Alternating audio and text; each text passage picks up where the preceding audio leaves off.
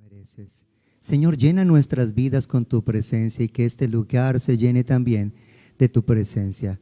Cambia la atmósfera de nuestra casa y de nuestro hogar. Establece, por favor, tu reino aquí en medio nuestro, en nuestras vidas y en nuestros corazones. Y que tu voluntad, que es buena, agradable y perfecta, se haga aquí en nosotros, aquí en mi vida, Señor. Nosotros somos la mejor ofrenda de adoración.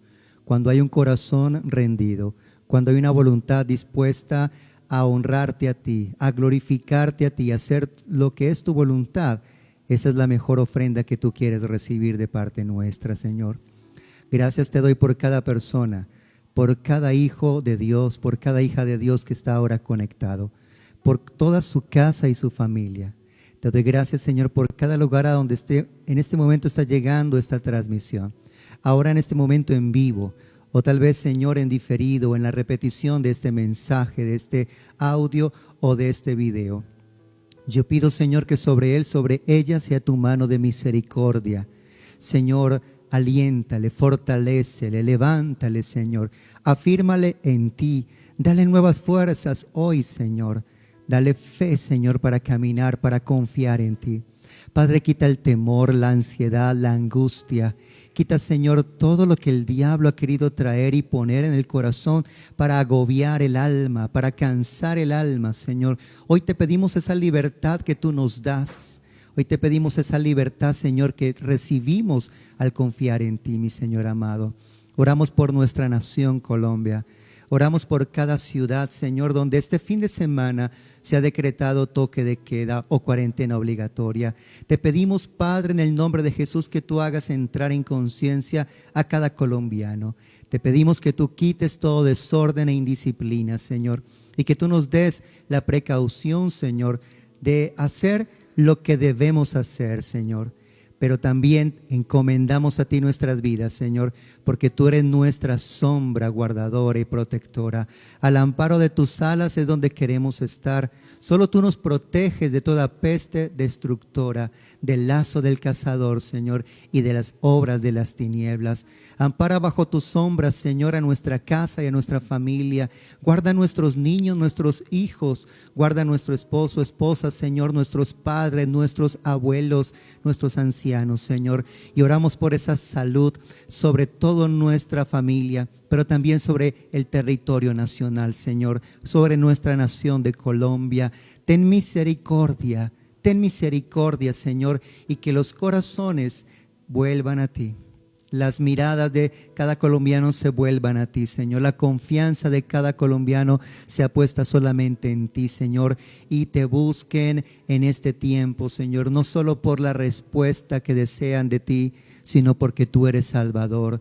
Tú eres Dios, tú eres Señor y eres el único digno y merecedor de toda la gloria. Entregamos este tiempo en tus manos, Señor, y pedimos tu bendición y tu dirección para nuestro crecimiento, Señor. Alimenta nuestro espíritu por medio de tu palabra y de esta enseñanza que tú has preparado para nosotros, mi Dios amado. En el nombre de Jesús, gracias, Señor. Amén y amén. Buenas noches, amada familia Epicentro. Como ya se pudieron dar cuenta, una vez más estamos desde la cocina de nuestra casa, de nuestro hogar, porque este es un ambiente donde venimos a preparar los alimentos. Y eso hemos estado haciendo durante esta semana, hablando del alimento del creyente, del cristiano, la palabra de Dios, y estudiando este tema acerca de la autoridad de la Biblia en nuestras vidas, la autoridad de las Escrituras en tu vida y en nuestras vidas, y cómo aplicar esa palabra de Dios a nuestras vidas. Veíamos cómo es que Jesús veía las Escrituras y cómo Él la aplicaba para su propia vida. Vimos también la veracidad de la palabra de Dios, y allí donde nosotros quedamos la noche anterior. ¿Qué puede hacer la palabra de Dios en nuestras vidas? Y vimos 3 textos: Salmo 37, Salmo 119 y el Evangelio de Juan capítulo 15. Y continuamos esta noche. ¿Qué puede hacer la palabra de Dios en nuestras vidas? Según el libro de Hechos capítulo 20. Luego vamos a mirar la carta a Timoteo y la carta de Santiago. Vamos entonces al Nuevo Testamento, al libro de Hechos capítulo 20, y vamos a leer el versículo 32. Y ahora los encomiendo a Dios y al mensaje de su gracia, que tiene poder para edificarlos y darles una herencia junto con todos los que Él ha consagrado para sí mismo. En la versión Reina Valera dice el verso 32: y ahora, hermanos, os encomiendo a Dios y a la palabra de su gracia, que tiene poder para sobreedificaros y daros herencia con todos los santificados. Amén. ¿Qué puede entonces hacer la palabra de Dios en nuestras vidas? Tiene poder para que nosotros seamos edificados en Dios. Tiene poder para que nosotros tengamos herencia junto con todos los llamados a ser santos, o como dice acá el texto, los santificados. Tiene ese poder para edificar nuestras vidas, para que nosotros seamos construidos de acuerdo al diseño de Dios. Y el diseño de Dios es la imagen de su Hijo Jesucristo en nosotros. A esa medida nosotros debemos de llegar. Esa es la imagen a la que nosotros debemos de apuntarle, para que seamos nosotros transformados, cambiados por el poder de su palabra que lo hace en nosotros. Segunda carta a Timoteo, capítulo 3, verso 16. Toda la Escritura es inspirada por Dios y es útil para enseñarnos lo que es verdad y para hacernos ver lo que está mal en nuestra vida. Nos corrige cuando estamos equivocados y nos enseña a hacer lo correcto. Dios la usa para preparar y capacitar a su pueblo para que haga toda buena obra. Amén. La palabra de Dios, ¿qué puede hacer en nuestras vidas? En este texto nos dice que puede hacer 4 cosas en nosotros. Nos enseña, nos corrige, aún nos muestra cuando estamos haciendo las cosas mal y aún nos enseña a hacer lo correcto.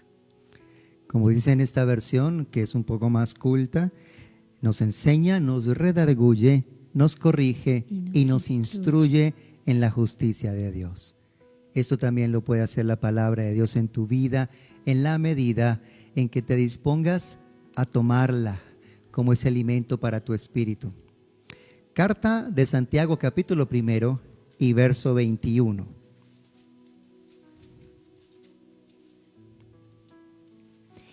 Así que quiten de su vida todo lo malo y lo sucio, y acepten con humildad la palabra que Dios les ha sembrado en el corazón, porque tiene el poder para salvar su alma. Tiene el poder para salvar tu vida y mi vida. Y el apóstol Santiago nos dice: reciban con humildad, reciban con mansedumbre esa palabra que Dios ha sembrado en nuestros corazones. Hagamos que esa palabra que ha sido sembrada en nuestros corazones crezca. Y hablando de siembra, vamos al Evangelio de Marcos, capítulo 4, y vamos a aprender que una cosecha comienza con la siembra. Y para producir una buena cosecha espiritual, ¿qué es lo que necesita sembrarse en nuestras vidas. Evangelio de Marcos, capítulo 4, verso 14. Luego nombró a 12 de ellos y los llamó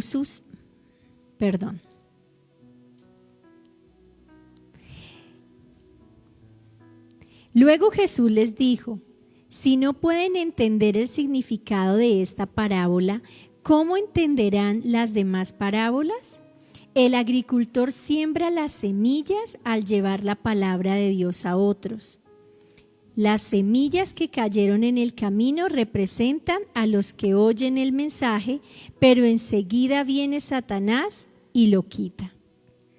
Lo que se siembra, según la parábola del sembrador, es la palabra de Dios. Allí es comparada en esta analogía con una semilla. Pero cuando se siembra la semilla, entonces comienza el proceso de crecimiento de esa fruta, de ese árbol, de esa hortaliza, bueno, de lo que se haya sembrado, para que produzca 100 o cientos de veces más que lo que se sembró. En nosotros es la palabra de Dios la que necesita ser sembrada si queremos una gran cosecha espiritual en nuestras familias, en nuestra sociedad. Por eso es importante que la palabra de Dios se dé a conocer a través de todos los medios posibles, a través de página impresa, a través de lo que se predica o se escucha, a través de mensajes en audio, a través de mensajes en video como estos, o ahora a través de la tecnología o de las redes sociales. Ahora mismo alguien está oyendo, está viendo este mensaje y lo que se está comunicando, que es la palabra de Dios, está siendo sembrada. Y para que esta semilla crezca, hay que entender que se necesita una buena tierra. Y pedimos a Dios que cada uno de ustedes esté siendo preparado, abonado por el Espíritu Santo para que esta buena semilla dé el fruto esperado en sus vidas. ¿Cuáles son algunas maneras en las que tú puedes ser un sembrador durante esta semana, por ejemplo, durante este fin de semana o durante la semana entrante o durante estos días de cuarentena? ¿Cuál crees que sería la manera en la que podrías ser un buen sembrador? ¿Has pensado en eso? Porque Dios te hace un desafío. Estás recibiendo la palabra, entonces utiliza esa semilla para sembrarla en alguien más. ¿Y cómo crees que podrías ser un buen sembrador? ¿Cuáles son algunas de las maneras en las que puedes ser un sembrador durante estos días? Bueno, la respuesta cada uno la tendrá allí en su mente y en su corazón. Pero cuando sepas esa respuesta, entonces disponte en las manos de Dios. Dile: Señor, úsame para ser fiel. ¿Saben que el Señor va a premiar cuando lleguemos a su presencia? No la cantidad, sino la fidelidad de nuestro trabajo. Buen siervo y fiel. Sobre poco has sido fiel, sobre mucho te pondré. Nosotros no podremos decirle: Señor, perdón porque no pude ir a las naciones. Perdón, Señor, porque no pude ir a África, a Asia, al Medio Oriente a llevar tu palabra. Y el Señor no te va a demandar esto, pero hay algo que el Señor sí te va a demandar, y es tu casa, tus seres queridos, los cercanos, tus amigos, tus compañeros de trabajo, tus vecinos, tus compañeros de estudio. Esos son los que están cerca de nosotros, y esa es la oportunidad que tenemos para llevarles también la palabra y sembrarla en sus corazones. Deja el resultado a Dios, pero haz tu labor y tu trabajo. Prepárate en oración, conócela mejor y lleva una palabra que sea de aliento, de esperanza, de fe y sobre todo de salvación. Porque sí, las personas necesitan en este tiempo que Dios venga a ser su consuelo, su paz, su esperanza. Amén. Pero todo esto va a pasar, o la dificultad de esa persona va a pasar, pero la eternidad es lo importante. Así que también sembremos esa palabra de salvación en aquellos en a quienes Dios nos permita llevarles y comunicarles el mensaje. Es la manera de demostrarles a ellos cuánto les amamos, que muchas veces les expresamos a nuestra familia, a nuestros hijos, aún amistades, les decimos, son muy especiales para nosotros, les amamos, pero la mayor muestra de amor es que les compartamos lo que va a traer a sus vidas la vida eterna, la salvación eterna, lo que los va a librar de la condenación, y es compartirles acerca de Cristo. Y allí, en esto, en que nosotros les enseñemos, les hablemos de Jesús, es donde verdaderamente les vamos a demostrar cuánto les amamos. Isaías capítulo 55. Vamos a leer los versos 10 y 11 de Isaías capítulo 55. La lluvia y la nieve descienden de los cielos y quedan en el suelo para regar la tierra.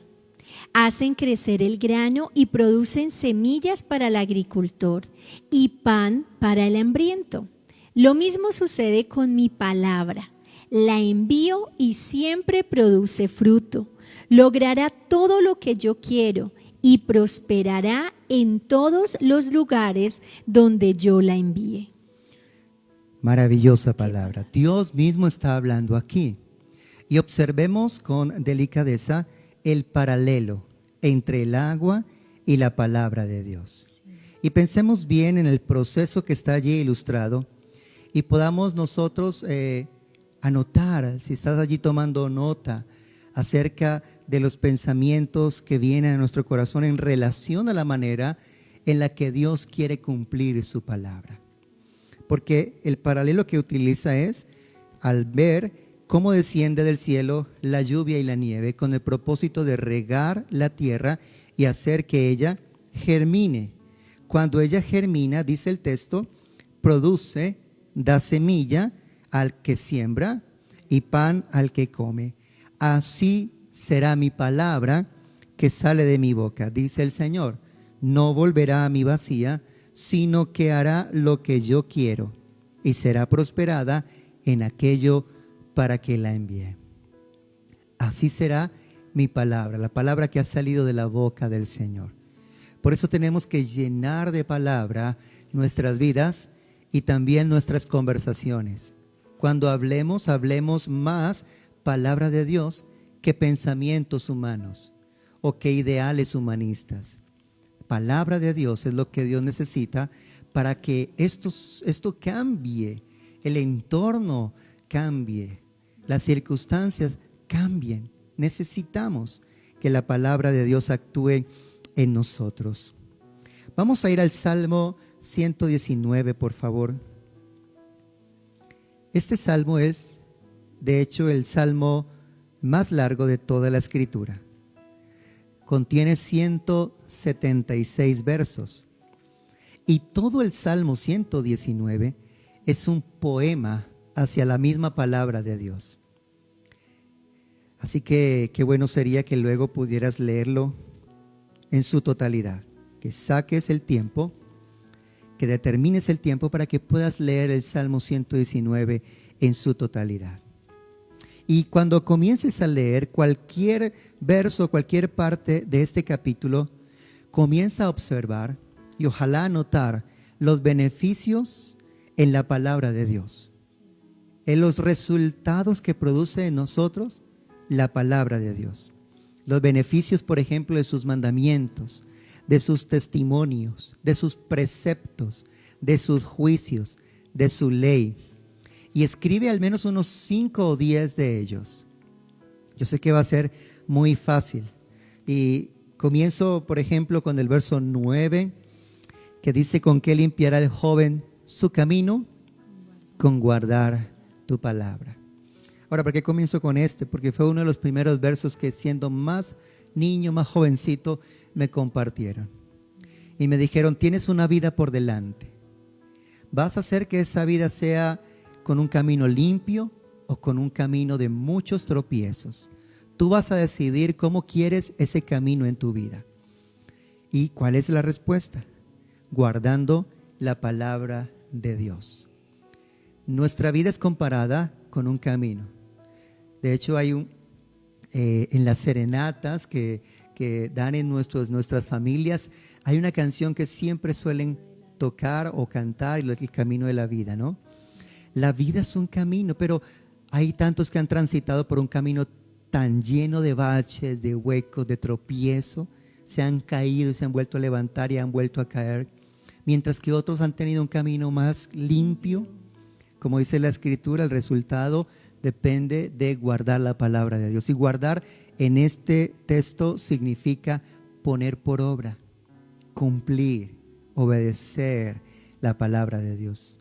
Yo creo que has dicho algo muy importante y es eso, amor, poner por obra, porque quizás muchos pueden conocer, leer la palabra, pueden aún saberse en la de memoria los mandamientos, algunos de los mandatos del Señor, pero ¿qué diferencia es con memorizarlo y no obedecerlo? Dios quiere que lo memoricemos, pero que también lo vivamos, porque es eso lo que nos va a dar realmente que nuestra vida sea más limpia, no haya tenido tantas dificultades, porque muchas veces las dificultades son producto de que nosotros nos apartamos de Dios y que nosotros dejamos de obedecer al Señor, porque hay personas que dicen, bueno, esta fue la vida que me tocó y que el Señor quiso que yo viviera. No, el deseo de Dios siempre es que nuestra vida sea bendecida, sea limpia, pero son nuestras decisiones las que van a determinar cómo es nuestro camino, cómo es esa vida. Si tuvimos muchas dificultades por causa de nuestros errores, de nuestros fracasos, de ir lejos de la palabra del Señor o lejos de la obediencia a Él. Así como nosotros con nuestros hijos le decimos, no corras sobre ese terreno porque hay mucha piedra y te puedes caer y te puedes lastimar.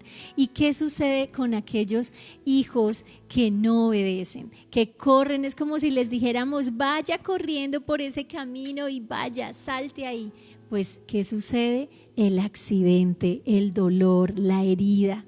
Pero en aquellos que obedecieron, se libraron de muchas cosas y mucho dolor. Muy bien, la autoridad de la palabra, de las Escrituras, está basada en el autor. Es la palabra de Dios, por eso tiene autoridad. ¿Quieres tener más fe en la misma Escritura? Entonces busca un conocimiento más personal y profundo de Dios mismo en ella. Tu concepto de Dios y la autoridad de las Escrituras van siempre unidos. Es decir, si tú dices, para mí la Biblia es lo más importante, pero Dios en tu vida no es lo más importante, hay una contradicción. Siempre deben de ir de la mano. Tu concepto de Dios y la autoridad de las Escrituras deben de ir siempre unidos. Vamos a ir a esta última parte del estudio de esta semana que tiene que ver con la aplicación de la palabra de Dios en nuestras vidas. La aplicación de la palabra de Dios en nuestras vidas. Vamos al Evangelio de Lucas y vamos a mirar allí dos textos, dos pasajes. Lucas capítulo 6, versículo 46. La palabra del Señor dice, así que ¿por qué siguen llamándome Señor, Señor, cuando no hacen lo que digo? ¿Por qué me llamáis Señor, Señor, y no hacéis lo que yo digo? Qué tremendo. Y el capítulo 24, versículo 25 también de Lucas, por favor.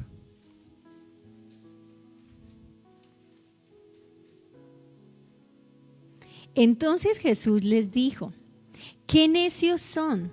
¿Les cuesta tanto creer todo lo que los profetas escribieron en las Escrituras?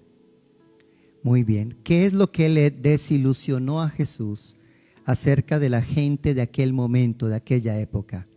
Lo acabamos de leer en estos dos pasajes. En el primero de Lucas 6, Jesús dice, ¿por qué me llaman Señor, Señor, y no hacen lo que yo les digo? Oh, esto es lo que realmente está sucediendo a muchos y a muchas en este tiempo. Nos hemos llenado de una religiosidad. Una religiosidad se vuelve como un costumbrismo y perdemos la esencia realmente de quién es Dios para nosotros.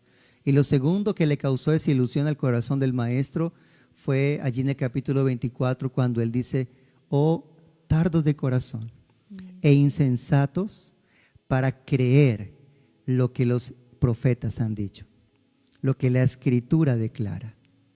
Así que en nuestro corazón hay torpeza para creer. Hay tanto que llega a nuestras manos, tanta información, y le damos credibilidad absoluta. Pero cuando nos dicen: mira, esto es lo que Dios dice, esto dice un pasaje de la Escritura, esto dice la Biblia, inmediatamente ponemos como un freno, y ahí sí queremos hacer uso de nuestra mente y nuestro razonamiento para decir: ¿y quién me garantiza que eso se hace? Pero te llega una información a través de los medios de comunicación, de las redes sociales, y le das veracidad sin saber de dónde viene, cuál es la fuente de esa noticia o de esa información. Pero lo crees, entra así como llega a tu corazón. Pero cuando se trata de la Biblia, entonces ahí sí queremos poner todos los filtros posibles. Mis amados, la autoridad de la palabra de Dios radica en quién es su autor. Es Dios. El mismo Señor Jesús está diciendo: tardos de corazón, insensatos para creer todo lo que los profetas han dicho. Así que él mismo estaba desilusionado con la gente de aquella época porque les costaba creer la palabra de Dios. Segundo libro de Reyes, en el Antiguo Testamento, capítulo 23, vamos a leer los versos 2 al 4.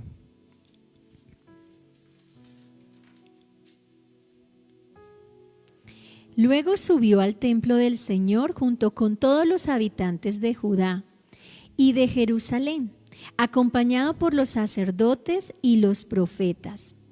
Toda la gente, desde el menos importante hasta el más importante. Allí el rey les leyó todo el libro del pacto que se había encontrado en el templo del Señor. El rey tomó su lugar de autoridad junto a la columna y renovó el pacto en presencia del Señor. Se comprometió a obedecer al Señor cumpliendo sus mandatos, leyes y decretos con todo el corazón y con toda el alma. De esa manera confirmó todas las condiciones del pacto que estaban escritas en el rollo, y toda la gente se comprometió con el pacto. Seguidamente el rey dio instrucciones al sumo sacerdote Hilcías, a los sacerdotes de segundo rango y a los porteros del templo, para que quitaran del templo del Señor todos los objetos que se usaban para rendir culto a Baal, a Asera y a todos los poderes de los cielos. El rey hizo quemar todas estas cosas fuera de Jerusalén, en las terrazas del valle de Cedrón, y llevó las cenizas a Betel. Qué tremendo. Aquí estamos viendo la historia de un rey en el reinado de Judá, en el reino del sur, Josías. Este hombre sobresale en la historia de todos los reyes de Israel y de todos los reyes de Judá, porque tuvo un corazón dispuesto para acatar la palabra de Dios y para ponerla por obra, sin importar lo que habían hecho sus predecesores, sus antepasados. Aún de ese linaje de reyes, muchos se habían apartado de Dios, pero dice la palabra de Dios que él buscó el ejemplo de David, uno de sus antecesores, para seguir el ejemplo y el camino que también había caminado David. Aquel hombre de quien Dios dice en la Escritura que había tenido un corazón de acuerdo a lo que Dios espera de cada uno de nosotros, un corazón conforme a Dios. ¿Qué ejemplo vemos aquí en Josías? ¿O qué hizo el rey Josías para poner en práctica la palabra de Dios? Sobresale aquí en la Nueva Traducción Viviente una frase que dice: se comprometió en guardar la palabra de Dios y en cumplirla. Tal como él la iba encontrando, a medida que la iba leyendo, tal como la iba encontrando, él comenzó a hacer de acuerdo a cómo leía la palabra. En esta versión, la versión Reina Valera, dice ese mismo texto: hizo pacto delante de Dios que guardaría los mandamientos del Señor y sus testimonios. Esto lo hizo el rey y dio el ejemplo, y también muchos en la nación. El liderazgo político, el liderazgo de la nación quiso también hacer lo mismo. Y Israel tuvo un periodo, un tiempo de mucha bendición y de mucha paz, porque ese es el resultado.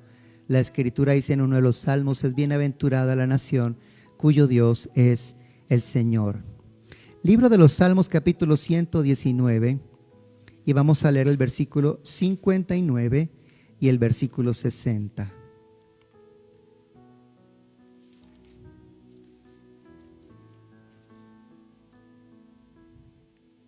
Versículo 59. Consideré el rumbo de mi vida y decidí volver a tus leyes.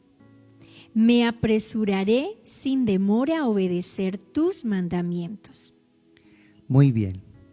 ¿Qué principios puedes ver aquí en estos dos versos en relación a cómo aplicar la palabra de Dios a tu vida y a mi vida? Bien, lo que vemos aquí es lo siguiente. El escritor, el salmista dice: yo observé mi vida y luego lo que hice es que enderecé mi caminar de acuerdo a tu palabra. Por eso la Escritura también nos dice que nosotros nos vemos en ella como cuando una persona se mira en el espejo. Uno se considera en el espejo para luego hacer los cambios o los retoques o los ajustes en su apariencia, en su vestido, o en el caso de las mujeres, en su peinado o en su maquillaje.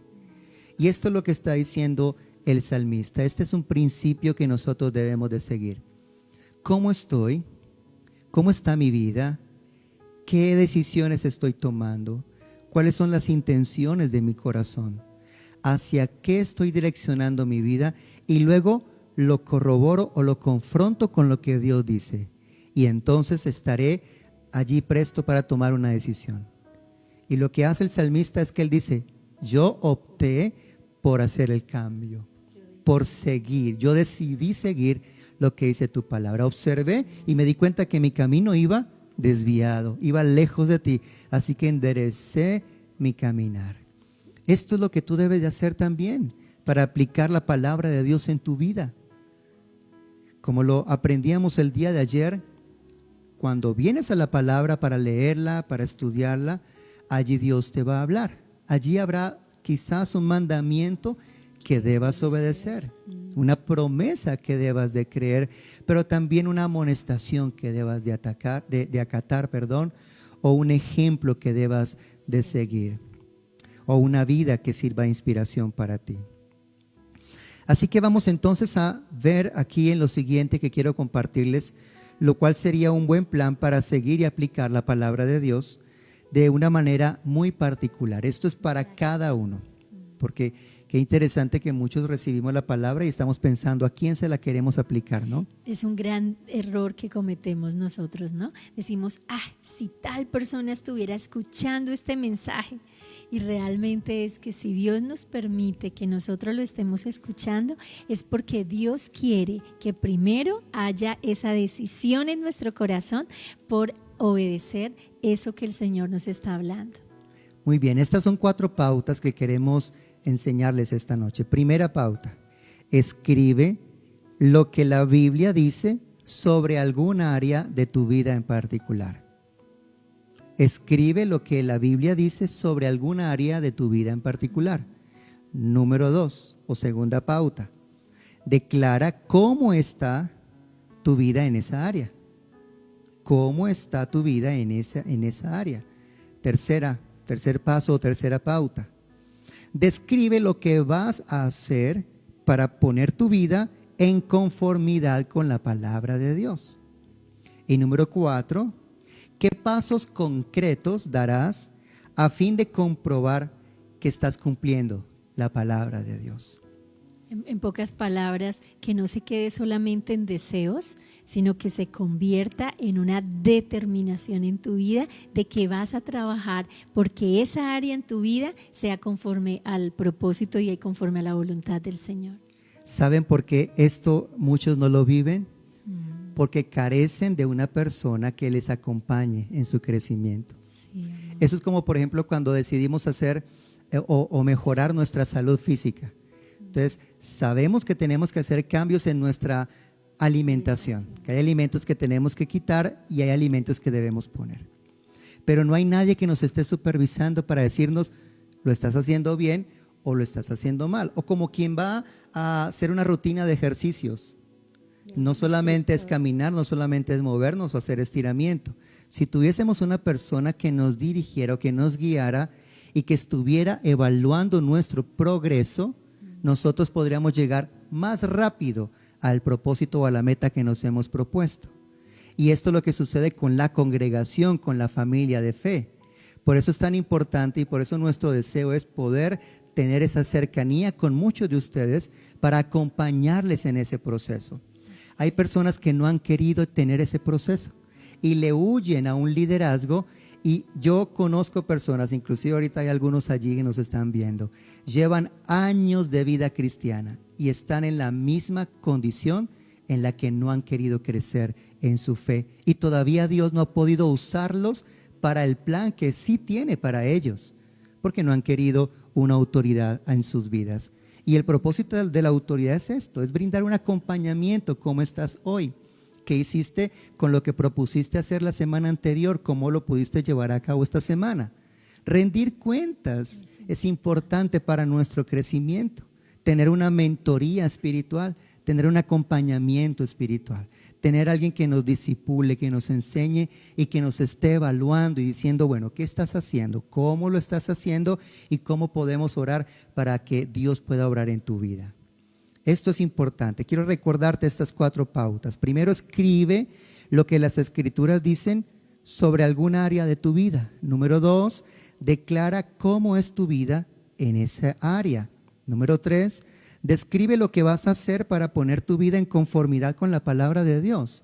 Y número 4, ¿qué pasos concretos darás a fin de comprobar tu cumplimiento? Así es. Qué bendición. Ojalá que esto que estamos recibiendo de parte del Señor esta noche no se quede aquí, sino que se convierta en una realidad en nuestras vidas. Que le puedas pedir al Señor que te ayude para que la palabra sea una realidad en tu vida, en el actuar. No solamente el conocimiento, sino que en cada decisión, en cada una de nuestras actividades, en nuestra vida de familia, en nuestra vida con los vecinos, en nuestra manera de comportarnos en el trabajo, aún en lo que nosotros vemos, en lo que vemos por internet, en la televisión, en todo esto podamos tener presentes lo que dice el Señor y cómo lo puedo poner en práctica.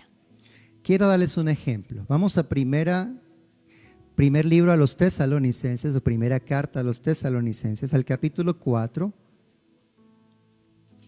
Y vamos a leer el versículo 11 y 12. Solo como para tomar un ejemplo de este plan, de usar este plan en nuestras vidas. Entonces tomamos un pasaje de la Escritura o tomamos un capítulo y luego de leerlo vamos a ver en ese capítulo cuál versículo o cuál parte del capítulo ha tocado nuestras vidas, enseñándonos o mostrándonos un área de nuestras vidas en la que tenemos una necesidad. Amor, ¿quieres por favor leer el versículo 11 y 12? Capítulo 4. Pónganse como objetivo vivir una vida tranquila, ocúpense de sus propios asuntos y trabajen con sus manos, tal como los instruimos anteriormente. Entonces, aquellos que no son creyentes respetarán la manera en que ustedes viven y ustedes no tendrán que depender de otros. Muy bien. Qué bien. Ahora quiero leerlo en la versión Reina Valera, por favor, si nos ayudan allí en la pantalla. El versículo 11 y el versículo 12. Y que procuréis tener tranquilidad y ocuparos en vuestros negocios y trabajar con vuestras manos de la manera que os hemos mandado, a fin de que os conduzcáis honradamente para con los de afuera y no tengáis necesidad de nada. Entonces este es un ejemplo en el que si yo estoy tomando este plan de lectura o este propósito de lectura en donde no solamente estoy viniendo a la Biblia para tener información, sino estoy buscando cómo ella puede comenzar a ser aplicada en mi vida para la transformación de mi vida, porque primero tiene que haber un cambio en nuestro pensamiento para que haya un cambio en nuestro comportamiento y en nuestras conductas. Así que con lo que me encuentro aquí es que la Biblia dice que Dios desea mi tranquilidad. ¿Cuántos en este momento no tienen tranquilidad y paz porque en lo financiero, en lo económico están teniendo dificultades? ¿Cuál es una causa posible por la que no están teniendo libertad financiera? Porque han sido desordenados o indisciplinados en una manera de obtener ingresos, en un trabajo, no han sido constantes, no ha habido una buena administración y sin embargo la Biblia me dice, Dios quiere que tengan tranquilidad. Ocúpense en sus negocios, dice la versión Reina Valera. Trabajen con sus manos de manera como nosotros les hemos enseñado. Con el propósito a fin de que se conduzcan honradamente para con los de afuera. Es decir, las personas que van a saber y van a conocer que somos creyentes, luego van a encontrar en nosotros admiración y van a decir, me gusta cómo estos creyentes son personas de trabajo arduo, disciplinado y constante. No son unos holgazanes, no son unos perezosos. Me he topado con gente que luego descubre que soy ministro del Señor o pastor o cristiano y me dicen que son empresarios y me dicen, yo he tenido como trabajadores algunos cristianos, pero he tenido que prescindir de ellos, es decir, he tenido que sacarlos del trabajo porque se vuelven perezosos y siempre están escudándose o excusándose en la Biblia, en la oración, en que van y vienen para la iglesia y me dejan botado el trabajo.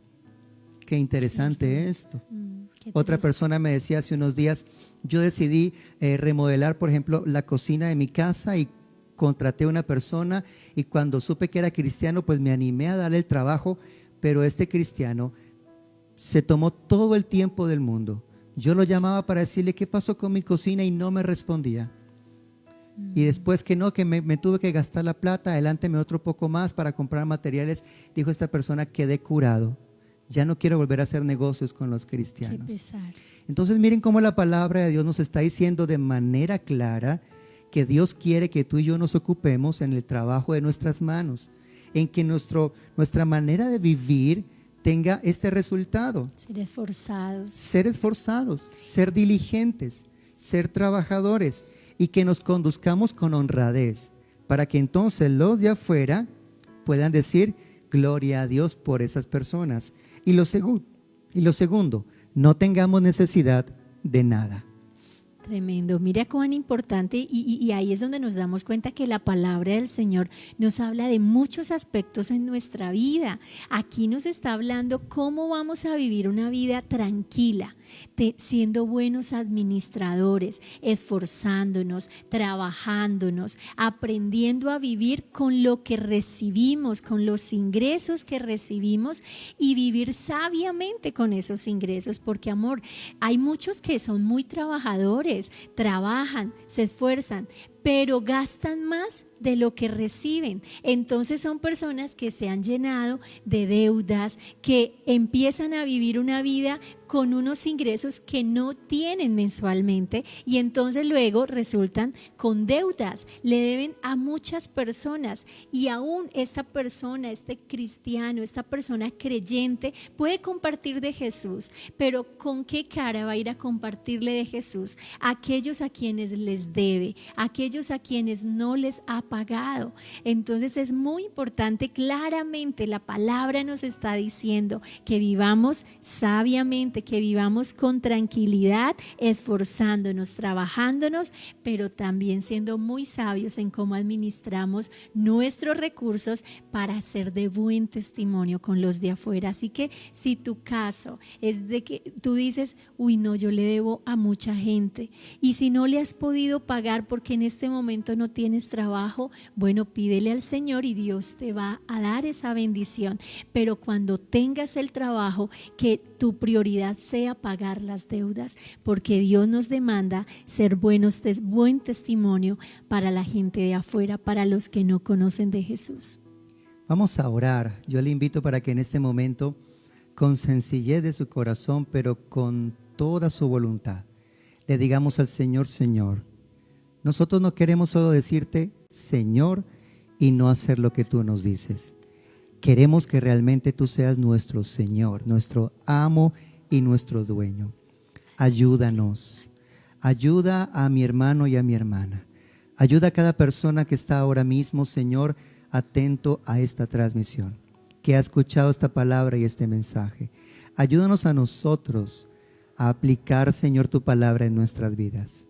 No solamente adquirir un conocimiento y que a nuestra manera de hablar se sumen palabras o textos bíblicos o palabras bíblicas, sino nuestro comportamiento sea nuestra mejor manera de predicar.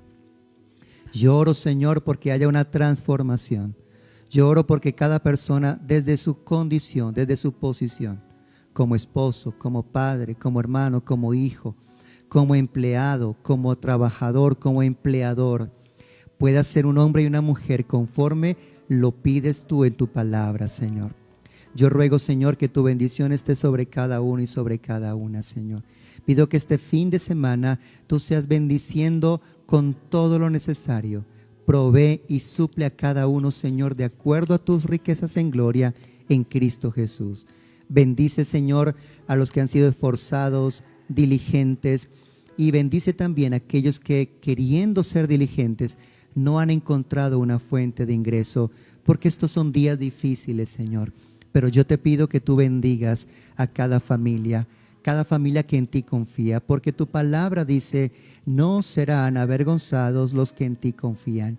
Y aquellos que han confiado en ti, Señor, yo pido que obres ese milagro, que obres en sus vidas, Señor, para ser proveedor, para ser sustentador de ellos y de sus familias. También asimismo, Señor, para ser protector de sus hogares y de sus seres amados, Señor. Que tu amor, tu presencia, tu amparo y tu misericordia no se aparten de nosotros.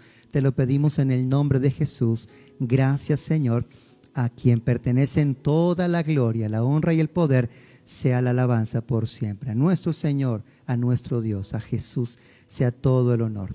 Les bendecimos, familias de la fe.